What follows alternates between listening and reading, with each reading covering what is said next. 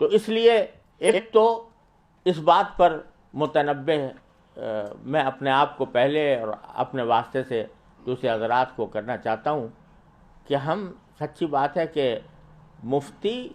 جو ہے وہ بہت بڑا منصب ہے، اتنا بڑا منصب ہے کہ علامہ نووی رحمۃ اللہ علیہ نے اور علامہ ابن قیم رحمۃ اللہ علیہ نے اس کو توقیع عن رب العالمین سے تعبیر فرمایا، توقیع عن رب العالمین، کہ جب کوئی مفتی فتویٰ دیتا ہے تو وہ در حقیقت رب العالمین کی طرف سے دستخط کر رہا ہوتا ہے۔ جو جب انسان سے پوچھا جائے کہ یہ چیز حلال ہے یا حرام ہے تو وَلَا تَقُولُوا لِمَا أَلْسِنَتُكُمُ الْكَذِبَ هَذَا حَلَالٌ وَهَذَا حَرَامٌ لِتَفْتَرُوا عَلَى اللَّهِ۔ اللہ تعالیٰ نے فرمایا کہ یہ انسان کا کام نہیں ہے جو یہ کہے کہ یہ حلال ہے یا یہ حرام ہے،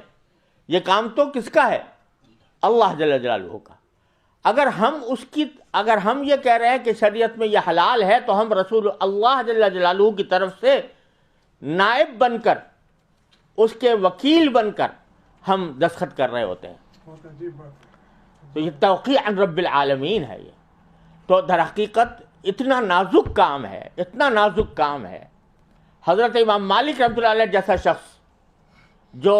میں نے چاروں فقہ کا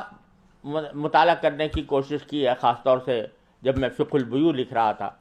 اور تکمل فتح الملہم لکھنے کے دوران بھی چاروں فقہوں کا جائزہ لینے کی کوشش کی، جس قدر تدقیق امام مالک رحمۃ اللہ علیہ کے مذہب میں نظر آئی کسی مذہب میں نہیں ہے، جتنی تفریعات ان کے مذہب میں نظر آئی اور کسی مذہب میں نہیں ہے۔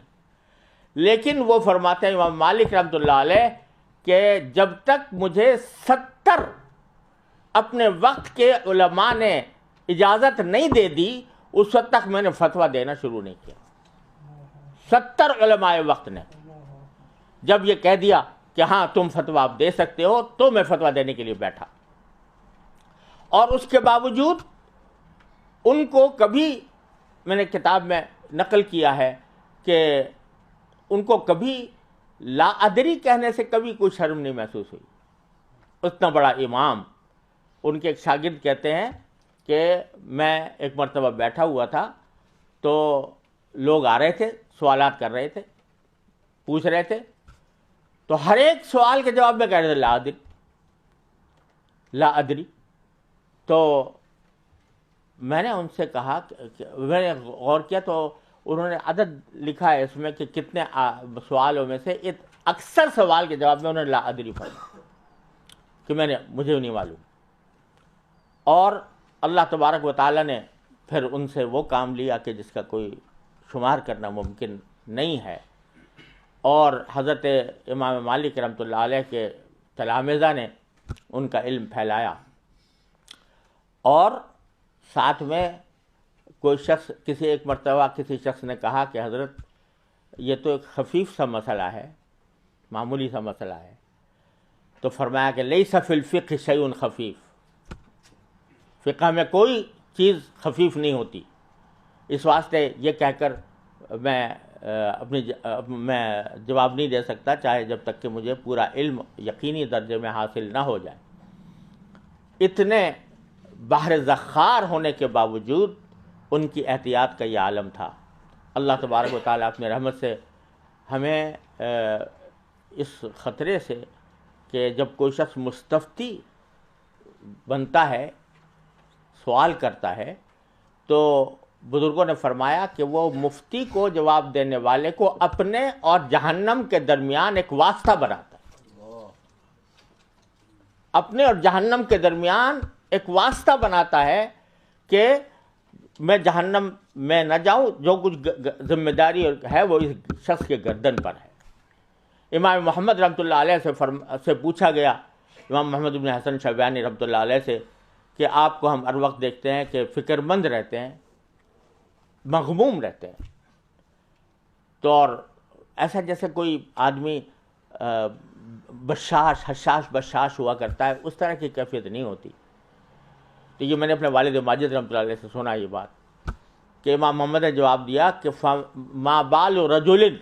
جعل الناس عنقہ قنطرۃ الی الجنۃ والنار، کہ اس شخص کا کیا حال پوچھتے ہو جس کی گردن کو اللہ تبارک و تعالیٰ نے جہنم اور جنت کے درمیان لوگوں نے اس کو پل بنایا ہوا ہے، اس پل سے گزر کے وہ جنت میں جاتے ہیں، اور ساری ذمہ داری اس گردن کے اوپر ہے جو قنطرہ بنی ہوئی ہے، پل بنی ہوئی۔ تو ایک طرف تو یہ عالم ہے ان حضرات کا، امام مالک کا، امام ابو حنیفہ کا، امام شافعی کا۔ حضرت امام شافعی رحمۃ اللہ علیہ فرماتے ہیں کہ جب بھی کوئی شخص مجھ سے کوئی مسئلہ پوچھتا ہے تو تھوڑی دیر کے لیے میں اپنے آپ کو جنت اور جہنم دونوں پر پیش کرتا ہوں کہ جواب مجھے جنت میں لے جائے گا یا جہنم میں لے جائے گا۔ ایک طرف تو یہ حال ہے، اور دوسری طرف فتویٰ کو ایک آج کل ایسا بنا لیا گیا ہے کہ ہر ایک آدمی مفتی بننے کے لیے تیار ہے۔ میری رائے ہے،